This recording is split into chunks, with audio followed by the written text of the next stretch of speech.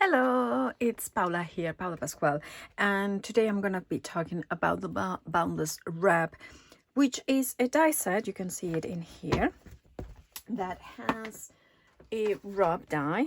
That is what creates the wrap around. It has an element to create a boundless, well, it has got the boundless spine, book spine. Remember, this is going to be slightly smaller than the book spine. This one will fold around just a little bit bigger than a 6x4, so the pages inside can be 6x4 or a 6 as well. The 6 will fit here. You have as well, of course, you have got the spine, the hinge itself, so that goes in and out.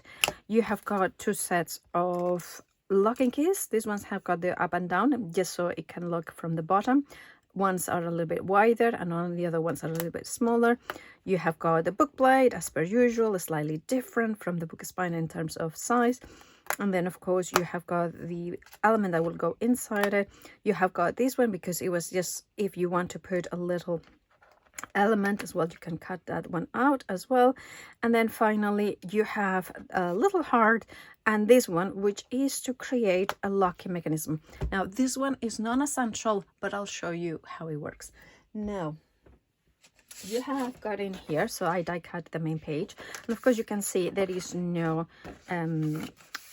book spine, and that's the reason is because if you want to use it as a book as a book, you can use that. However, if you want to use it as a box wrap, because this is from the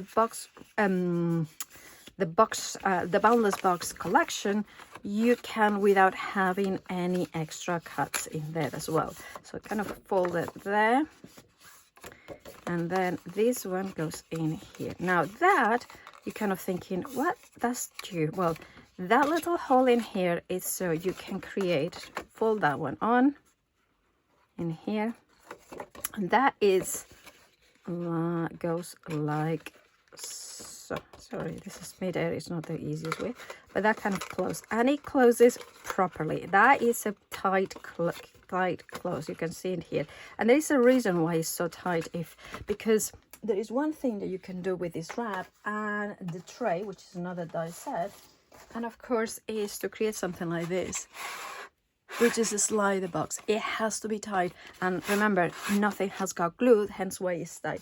Now, if you wanted to make it into a book that opens up, and a lot of the time, you can always take the scissors and trim one of the bits just so slightly, and that will be a little bit more easier to open it and close. Personally, I think just with one it's enough, but that works. Now, if I wanted to die cut, make it into a book, I will place that die, make sure that it's lined up perfectly in here.